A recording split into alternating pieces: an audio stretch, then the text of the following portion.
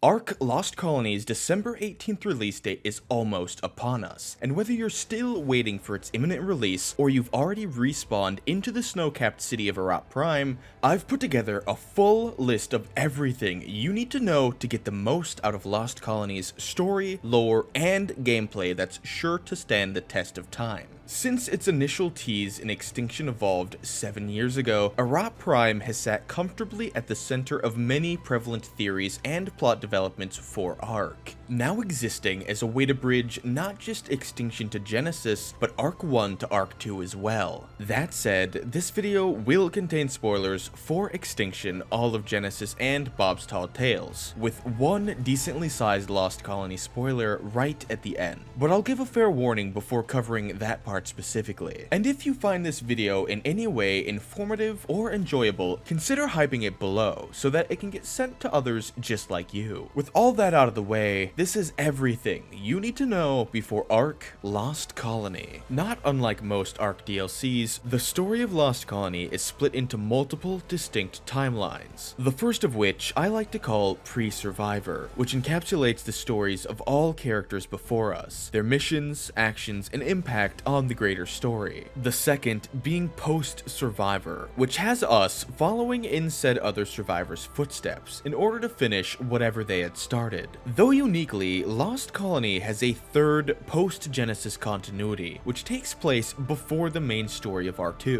which I'll explain later. With how heavily Extinction is tied into Lost Colony's Pre-Survivor timeline, I think it'd be best we start there. After escaping the aberrant ARK and finding themselves planetside on the element-ravaged, tidally locked Earth, what little remained of Aberration's tech tribe, including Santiago Camacho, Helena Walker, and Mei Yin Lee, form Camp Omega within the ruins of a crumbling, overgrown city known as Sanctuary. The outpost wouldn't last long though, as it would quickly get attacked by the Titans, monstrosities born of element itself. After helming the construction of the mechs, Santiago would use his own to lure the Titans away from the others, sacrificing himself so that they could escape into the surrounding wastes. There, the Omega tribe then made their way to a control center off in the distance, where Mei Yin discovered an artifact made of light, which drew the King of Titans to the survivors' exact location. Unable to match the King's overwhelming strength, all but Helena and Mei were killed, forcing Helena to use the artifact on her implant, sending the Titans and their lessers reeling. This came at a cost though, as after Helena did this, the artifact started to overpower her, leaving Mei with no choice but to bring her to the Tomb of Ascension, an ancient device in the depths of the sunken forest. There, Helena would ascend into a fifth-dimensional being known as a Homo Deus, and shortly after, accidentally respawned another survivor named Diana Alteres, who had been previously killed by Rockwell on the Aberrant Ark. Reunited, Mei Yin and Diana would be led by Helena Deus to another control center in the wastes, where they would find their first references to Arat Prime, an undisclosed location on the frozen side of the Earth. After fusing all the remaining mechs into the Mega Mech, Mei and Diana fend off the King Titan, before burying their fallen comrades and setting their sights on Arat Prime, under the guidance of Helena Deus. Unlike Mei and Diana at the end of Extinction, we actually have the privilege of knowing what Arat Prime really is, the sister location of Sanctuary, another Bastion city on the other side of the planet, and more than that, the launch site of the Genesis colony ship. We get this information thanks to the strings of text which can be found around the ruins of the great city, that when translated manually or via tech helmet tell a story, through warning messages and distress signals. Though the messages mainly pertain to Sanctuary and its last stand against the Titans, several of them give hints as to what was simultaneously taking place in Arat Prime during the great city's downfall. It begins with an alert from Arat Prime, warning that, for some unspecified reason, it had been locked down, followed by an emergency launch sequence for the colony's ship, after which communications between Sanctuary and Arat Prime went silent, leaving those at Sanctuary with no way of telling whether or not the ship had lifted off, whether it was the result of a Titan attack, a conscious decision by its leaders, or due to the launching of the Genesis ship. We aren't sure. What is clear is the definitive outcome. Sanctuary would ultimately succumb to the Titans, leaving Arat Prime Prime to persist in its place, as Earth's final home for humanity following the successful launch of both the colony ship and ARK network, with the only remnant of connection between Arat Prime and the ship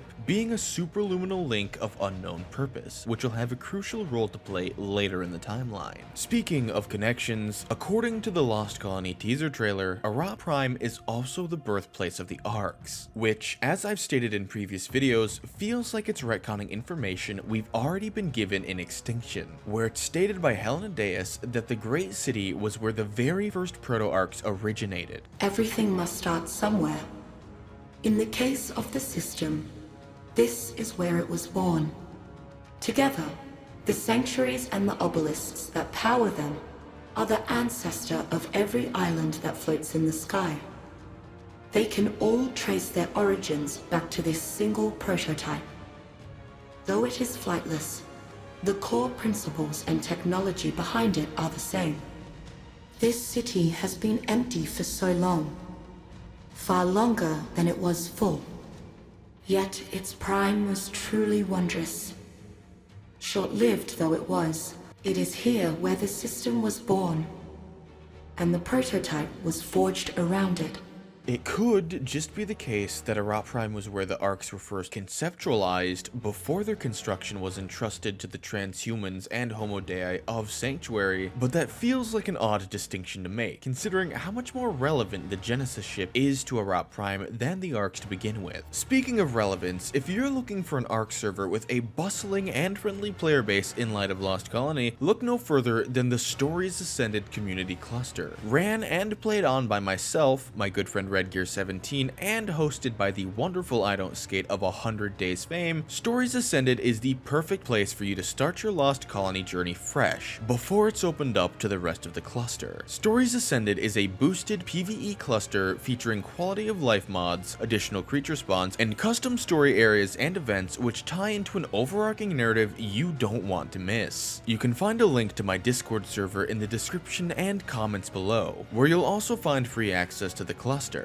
With that said, let's dive into the pre-Survivor and post-Genesis timelines. Now that we've got a good understanding of Arat Prime and its history, we can get into how Lost Colony continues Mayan and Diana's respective stories, and their goal in heading there after their journey through Extinction. But first, it's important to clarify how Lost Colony's post-Genesis timeline simultaneously supersedes and connects both the pre-Survivor and post-Survivor continuities. Whereas the pre-Survivor timeline of Lost Colony follows May and Diana directly from the end of Extinction all the way to the events which occur at Arat Prime, later continued by the One Who Tries Again in the post-Survivor timeline before the events of Genesis. The post-Genesis timeline sees the entirety of Lost Colony as a one-to-one canonical retelling of both continuities on Arat, not to be confused with Arat Prime, as Arat is the alien planet setting of ARK II. There, as seen in the Expansion Pass trailer, Helena Deus goes on to recount the events of Lost Colony to Santiago's daughter, Mika, who's been respawned onto Arat sometime after the ending of Genesis Part 2. It can also be inferred that the entire post-Genesis timeline is set before the beginning of Bob's Tall Tales, since Mika mistakenly assumes Helena Deus to be her mother, as she doesn't yet know who Diana is at this point in the story. I hear your voice first thing in the morning, and you sing me to sleep at night. Are you my mom?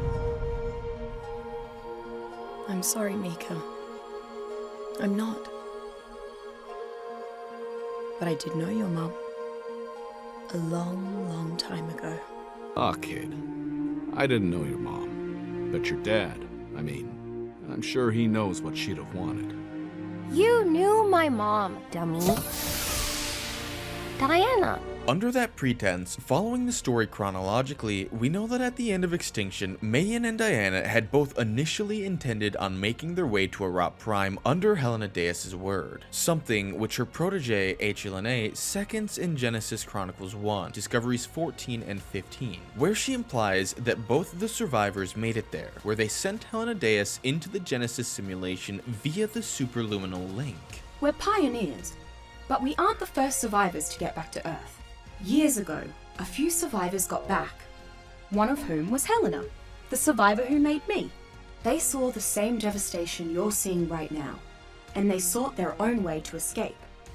For Helena, that meant ascending and becoming Homo Deus, an energy being beyond our reality. For her friends, it meant a long journey to a place called Arat Prime, where they figured out a way to beam Helena into the Genesis simulation. And then she made me! Once Helena's friends beamed her into the Genesis simulation, she made me. But in watching you, I'm pretty sure what I'm supposed to do. Help you out as a companion and friend. Just like Helena helped her friends, and her friends helped her. Together, we're going to master the Genesis simulation and pass every test they give us. Despite this, I do believe and have talked at length before about how the specific plot point may be recontextualized or outright retconned in Lost Colony due to new dialogue given to us in the expansion pass trailer. You left behind those dearest to you. One murdered and watched another vanish into nothingness. You'll come back for me, right, babe? Never let go. You've got me. We will both see you again soon, Diana. But Mayin's story continued. To the far side of the earth, into frozen wastes shrouded in endless night. In a place called Arat Prime. Mayin traveled there looking for a way back to me. And your mother, Diana.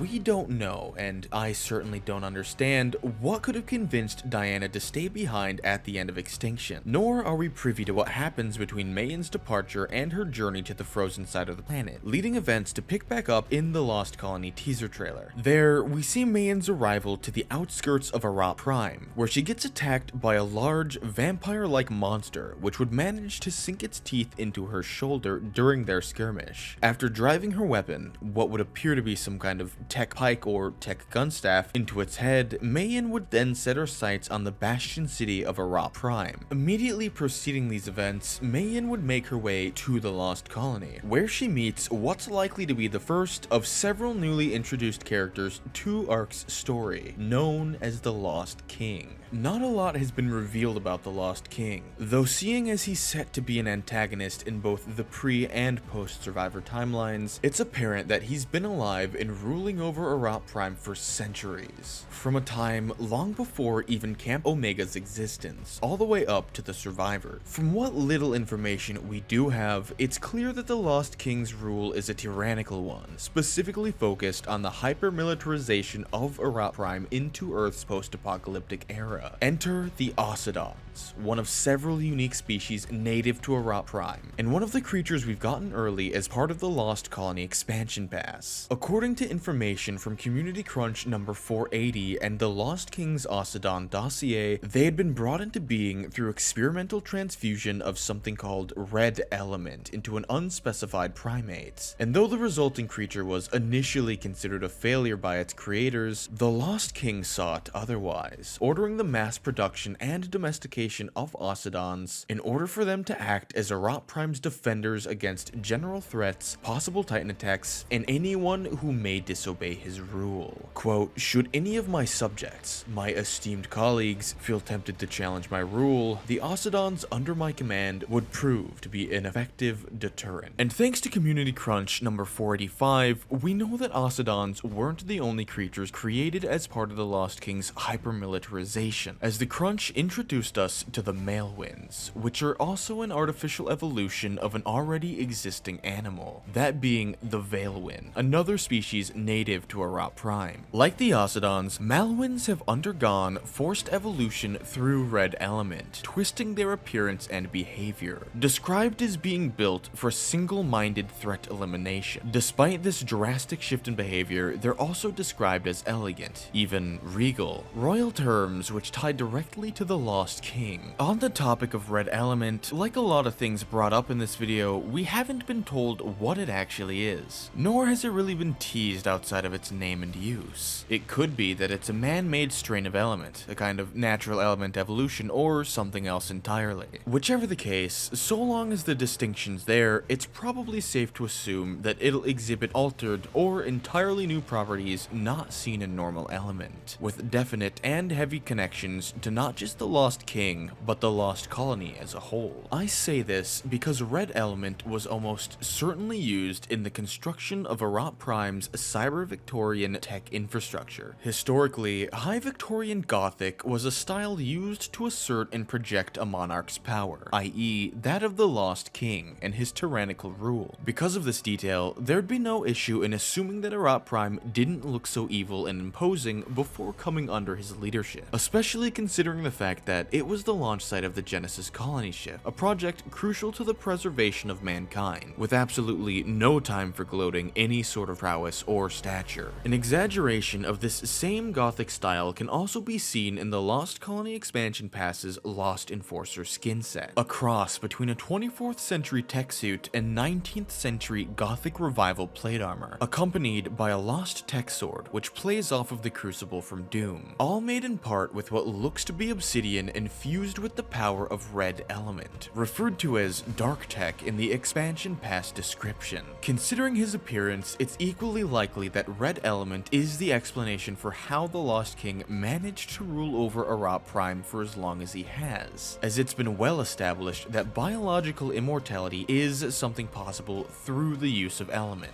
the most prevalent example being Rockwell in all of his various forms. The only excerpt of character interaction we currently have between Mei Yin and the Lost King sees him acknowledging the hardships she's gone through, having seen the deaths of Helena and Diana through May's memories in something called the Codex.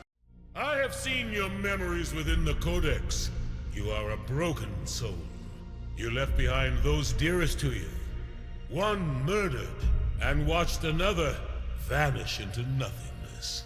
This interaction and its sinister connotations are the last event we currently have to go on before transitioning into the post-Survivor timeline, leaving the fates of Mei Yin and Diana open-ended for the time being. Centuries after Mei Yin's arrival to Arat Prime, you, the Survivor, defeat Rockwell and escape the aberrant Ark, making it planetside amongst the ruins of Earth. Here, under the guidance of Helena Deus, formerly known as the One Who Waits, you explore the dilapidated, overgrown city of Sanctuary and its surrounding wasteland, building yourself up to master the dead planet, defend orbital supply drops from the corrupted, and bend the wills of the Lieutenant Titans to your own, all with the ultimate goal of slaying the King Titan in order to activate the Reseed Protocol, allowing the Arks to eradicate elements proliferation and spread new life to the far reaches of the globe. Yet, despite the protocol's successful activation, it wouldn't be able to serve its purpose in full, as according to Community Crunch number 480, Arat Prime, and likely the frozen side of the Earth in its entirety, went unaffected by the event for whatever reason,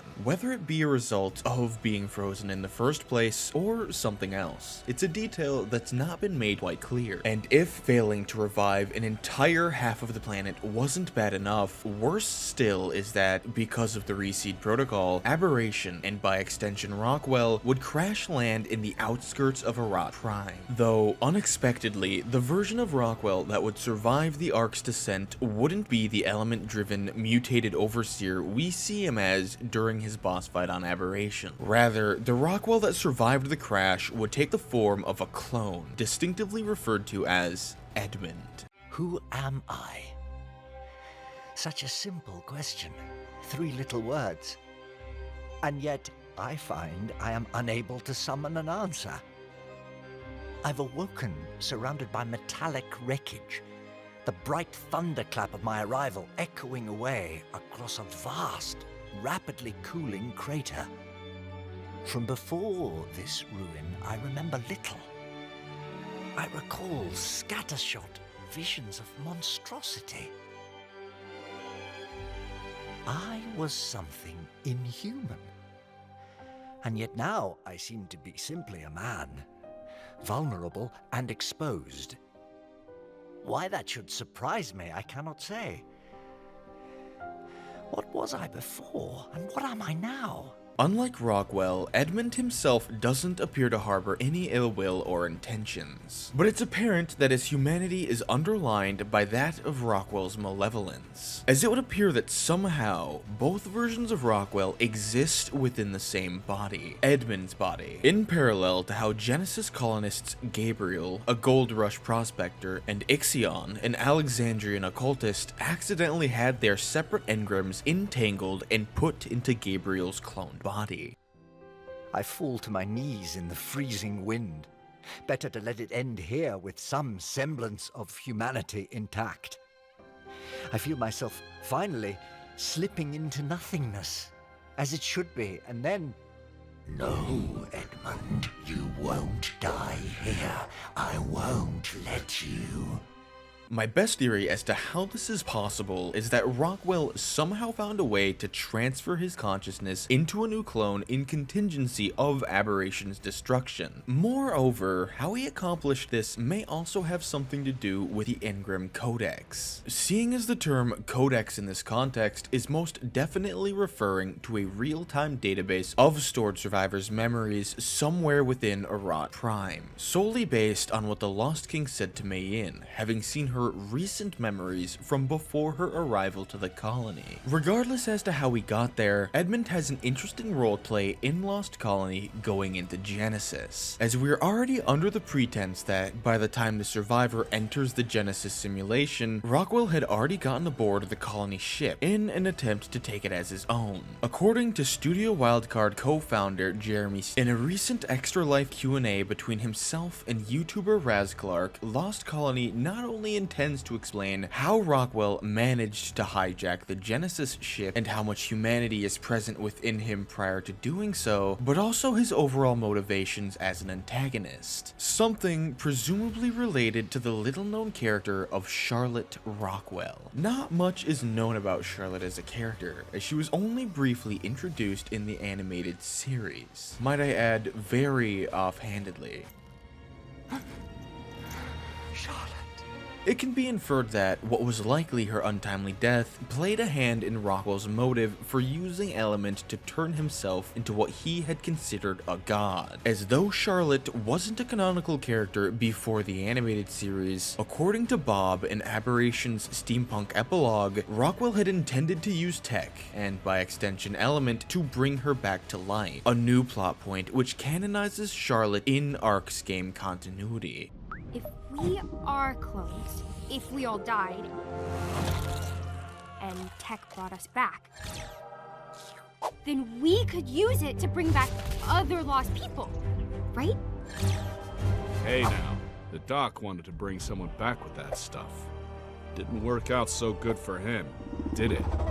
Lost Colony would be the perfect place to elaborate more on Charlotte's character and importance to Rockwell, especially seeing as the DLC also aims to tie the game and animated series closely together in terms of character consistency and overall emotion, as stated by Jeremy in that same Q&A with Raz Clark. To quote, "In addition to the linked cast, Lost Colony does link the characterizations of the game and animated series more closely together, albeit there are still key differences and those stories do exist on their own respective planes. In any case, on an emotive level, we tried to bind it as closely together as possible now while keeping within the overall canonical boundaries. Sometime after the Reseed protocol had been activated and Aberration returned to Earth, releasing Edmund with it, we follow in the footsteps of Mei Yin and make our way to the still standing city of Arat Prime for an unknown purpose. Though it's not unreasonable to assume that, like May and Diana, we're led there by Helena Deus, as we had been in all journeys previously. According to the DLC's Steam page, by the time of our arrival, Arat Prime has been dominated by warring factions powered by Element, who've turned the city into a battleground, something seen front and center in Lost Colony's accompanying key art. One of these three factions is made up of the post-Reseed survivors as seen to the left, with another on the right consisting of Arat Prime's militant force and that of the Lost. The final center faction being composed of creatures and survivors who've had their minds and bodies forcibly taken over by Rockwell, meaning that by the time we reach Arat Prime, not only has Rockwell already assumed control over Edmund's body, but if you look very carefully at the key art, you can see his biomass, reminiscent of Rockwell's proliferation from Genesis 2, spreading from the aberrant Ark to an area just outside of Arat Prime. Thanks to additional information included in Lost Colony's Steam page, we can also infer what each faction is seeking to accomplish by winning the war over Arat Prime. And as I've theorized in the past, for both Rockwell and the Lost, that likely means undoing the effects of the Reseed Protocol for two respective reasons. It's extremely plausible that the Lost King, in his definite obsession with Red Element, sacrificed more than just his humanity in becoming Arat Prime's immortal king. Assuming that he shares the same vulnerability to sunlight as seen in most modern depictions of vampires, then the restoration of Earth's day-night cycle as a result of becoming tidally unlocked at the end of Extinction could prove lethal for the Monarch. Not to mention having to contend with the presence of new civilizations making landfall alongside the Arks. And unlike Rockwell, it's clear that the Lost King has no intention of fighting his side of the war directly, instead relying on his subjects to do the fighting for him. Speaking of, the file names for the Lost Enforcer skins accessible through the Ark Ascended dev kit all use the term Thrall in reference to the armor's wearer, along with what I and many others believe to be an abbreviation for Tier 3. Thralls, by definition, are humans enslaved by a powerful vampire and forced to act as servants, soldiers, and everything in between. While the Tier 3 Enforcer armor doesn't appear on any of the soldiers in the Lost Colony key art, 3 other distinct armor sets do, all of which share a similar design philosophy to their Tier 3 counterpart, and as if intended to brainwash the Lost in some way, obscure the face of their wearer. This would explain the Lost's motivation for reversing the Reseed Protocol. As if they really are under the direct control of the Lost King, as insinuated, then there's unquestionable reason for him to use them in an attempt to defend Arat Prime and reset Earth's tidal lock through any means necessary. Conversely, Rockwell's reason for wanting to undo the Reseed Protocol is made evident as early as his boss fight on Aberration, where he details his plan to usurp the Titans and reshape Earth in his own image, similar to what he would go on to do with the colony ship's forward ring in Genesis Part 2. Though unlike the Lost King, Rockwell's goal isn't to tidally lock the planet again. Rather, it's just to take it for himself. Surely now you must understand why I've done what I've done. Only through my divinity can mankind hope to take back its home. I will assume the mantle of Recreator and return life to the world. What exactly is your plan here, even if you could get past me to the surface? The world has fallen to titanic monstrosities that will snuff you out like a candle flame. It takes a god to kill titans, you fool.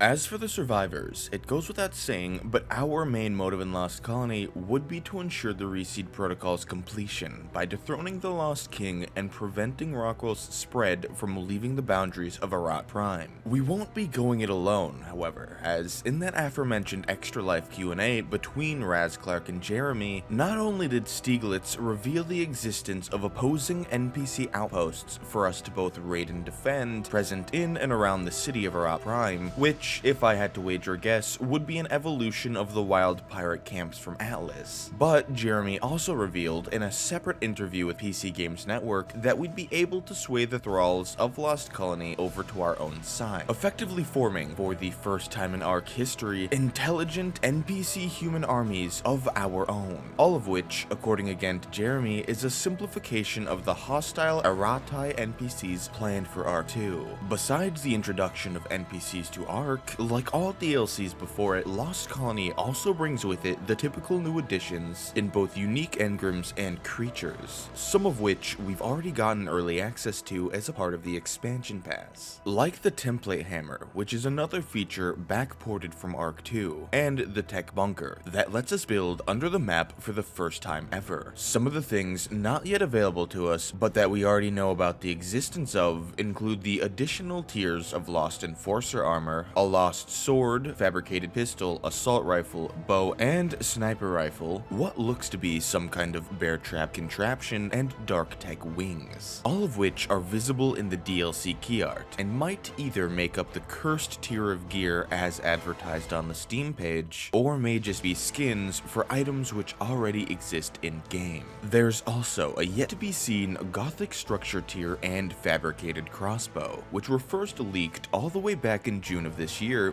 by YouTubers GP and Vino respectively, the latter of which can be seen in Community Crunch number 484's Ocedon render, followed by the tech gun staff Mayan used in the Lost Colony teaser, which is also visible in Community Crunch number 486, alongside a new set of snow armor, what I'm assuming to be an equivalent to Scorched Earth's desert cloth armor and how it'll help us survive the harsh climate and weather effects Arat Prime has to offer. Also featured in Community Crunch 486 is the Solwyn, a second, lighter evolution of the Veilwyn, which I've neglected talking about until now. Introduced as yet another part of the expansion pass, the Veilwyn functions somewhat similar to the Armadago from Bob's Tall Tales, not only in that it offers you and your tamed creatures perpetual moral support buffs, but also in that it's ARK's second ever companion class tame, alongside being the only creature you'll be able to transfer over to official Lost Colony servers day one, something which, correct me if I'm wrong, is another first for ARK. Once transferred to or tamed on Lost Colony, you'll be able to evolve your Veilwyn into either a Malwyn through Red Element or a Solwyn via unknown means. And unlike the Malwyn, the Solwyn has been described as a survivor's light in the darkness, with defensive, movement-oriented capabilities in favor of the Malwyn's offensive, combat-oriented ones. Continuing down the list of new creatures, there also exists the Ocedon, which is the final early addition to the Lost Colony expansion pass. Though we've also already discussed its lore at length earlier in the video, the Ocedon's gameplay is something else entirely, as it not only has the unique mechanic of increasing its size equivalent to its level, but aspects of its model also change incrementally depending on its stats, which also directly affect the efficiency of its Bolus and Icicle Rain abilities. Initially, back when Lost Colony was teased in Community Crunch number 355, long before we even knew the DLC's name, we were told it would come with 4 new creatures, and for a brief moment everyone had assumed that these 4 would be the Veilwyn, Malwyn, Solwyn, and Ocedon. But upon the release of Lost Colony's key art, we'd be introduced to an additional 3, the first of which being the Gloon, described as being able to alter the temperament of other creatures with light from its eyes, like some kind of proto-Noglin. And like the Noglin, the Gloon would appear to reside in a biome made of Rockwell's biomass. The second creature the Lost Colony key art would hint at is the Arilax, which has a design based on an oriental dragon and is said to reside in the mountainous regions near Arat Prime.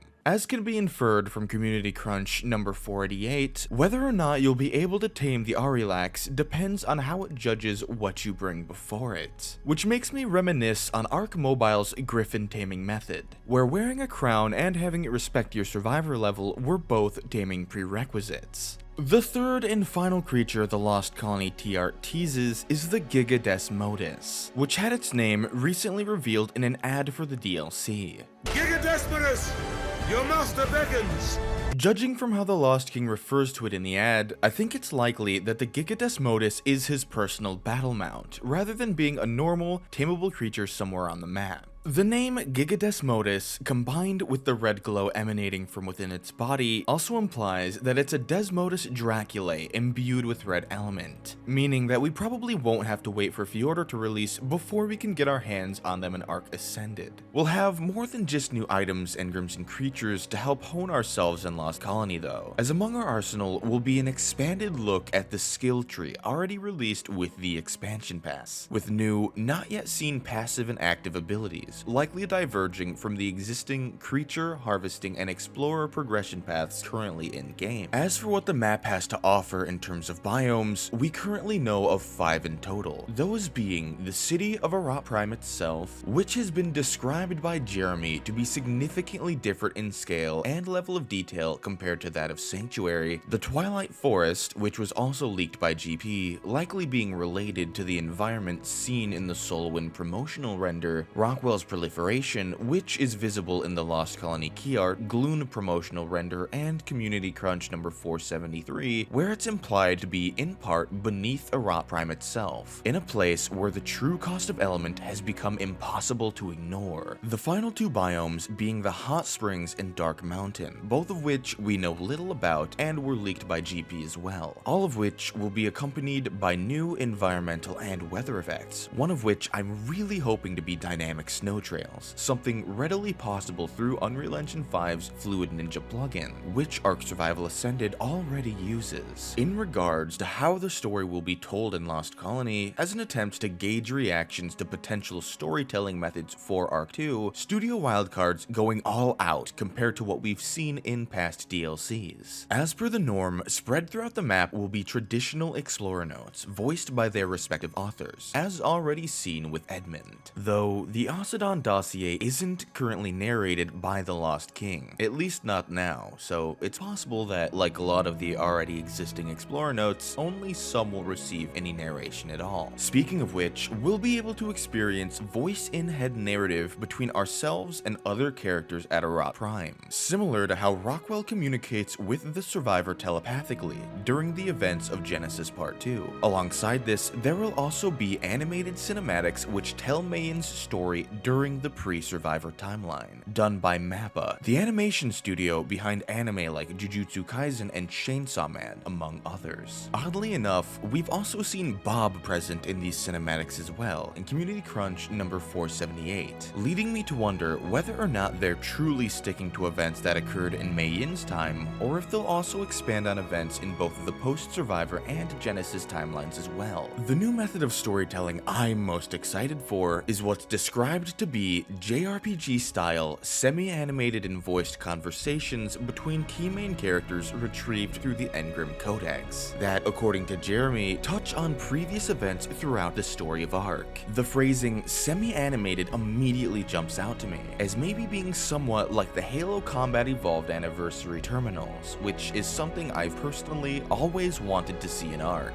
The conversations being done in a JRPG style also makes me wonder whether or not we'll be able to directly interact with what's shown to us, potentially playing out several what-if scenarios based on our own interjections into the actual engrams recorded in the Codex, kind of like a brain dance from Cyberpunk 2077, but more interactive. That's not everything though, as Lost Colony will also feature real-time sequences likely reminiscent of the Corrupted Master Controller's boss fight in Genesis 1, and fully motion-captured CGI cutscenes between Helena Deus and Mika on Arat, possibly with other characters present at Arat Prime as well. Most of the above being accompanied with approximately 75 minutes of new music composed by Gareth Coker, rivaling the original ARK soundtrack's 74-minute runtime. The story of Lost Colony, as aforementioned, exists as a way to bridge both Extinction to Genesis and ARK I to ARK II through a climactic war over Earth that's either to end in favor of the survivors or the lost. Since, taking into account the existence of the Genesis DLCs, it's safe to assume that Rockwell ultimately loses his fight, and instead of taking Earth as his own, he escapes the conflict entirely by using Arat Prime's superluminal link to transfer his consciousness to the Genesis simulation, where he'd eventually start taking over the colony ship sector by sector, at the behest of HLNA. Between the survivors and the lost, I think it's obvious who of the two will end up winning the war in the end. But before I can explain why I have to give that spoiler warning I brought up at the start of this video. Skip ahead to the time on screen if you don't want to hear what I'm about to cover, because it holds regard to some pretty huge story implications and what's likely to be the DLC's final boss. The Lost King and Rockwell aren't our only antagonists in Lost Colony, as there also exists a Lost Queen, who I've avoided talking about until this point in the video for a very specific reason. Some of you may already know where I'm going with this, and you're exactly right. The identity of the Lost Queen, without a shadow of doubt in my mind, is the Beast Queen, Mei Yin. Theories about Mei Yin eventually becoming an antagonist in ARK have been circulated around as early as Aberration Evolved, most predominantly by YouTuber Anthomnia, who initially theorized Mei Yin to be the final boss of Extinction. This, of course, never came to fruition until now, as in June of this year, actress Katie Sackhoff accidentally leaked her role as Diana Alteres through a confidential Lost Colony script over on Twitter, which contained what looks to be boss dialogue for Mei Yin, and reads approximately as follows. Mei Yin / Lost Queen. There is nothing you could ever do to hurt me. I was broken and remade long before you were up to any ARK. Your weak efforts can't touch what I have already endured. I am untouchable, no longer capable of feeling. As for how Mei Yin became the Lost Queen, I can't say. But due to her appearance in the Lost Colony key art, Red Element undoubtedly played a hand in her transformation. It could be that it got injected into her bloodstream as a result of the vampire bite she sustained in the teaser trailer, or maybe the Lost King coerced her into ruling Arat Prime by his side. Whatever the case may be, the Lost Queen's motives are sure to fall in line with those of the King's. That being to undo what the Reseed Protocol had already started at the end of Extinction, leaving us with no choice but to dethrone them both, in a parallel to what we had done to Rockwell on Aberration, all in an attempt to ensure Helena's vision of granting humanity a second chance on their home world, the events of which are all relayed to Mika by Helena Deus on Arat, before leading into Bob's Tall Tales, then Bob's True Tales, and the main plot of ARK II as a whole. I don't think I can put into words how excited I am to cover Lost Colony when it releases, especially after waiting over half a decade to finally see it realized. I'm especially interested in seeing how it'll tackle Diana, her significance or lack thereof to Arat Prime, and how central she is to Mika's character in ARK II. Though we haven't seen a lot of her so far, Jeremy did mention in the Extra Life Q&A that Lost Colony would close the storylines of some characters, while opening up new storylines for others. So maybe, just maybe, there's more planned with Diana than what we currently realize. Thank you for watching. Consider leaving a like if you liked this video, subscribe if you'd like to see more, and if you think I missed anything, drop a comment below, and I'll make sure to leave it a heart. I'd like to give an extra thank you to my patrons for their continued support of the channel, including, but not limited to, Nathan Hildebrandt, Hano Quest, Jeremy Stieglitz, and Nuno Reyes of the Ascended Survivor tier. See you in Arat Prime, survivors.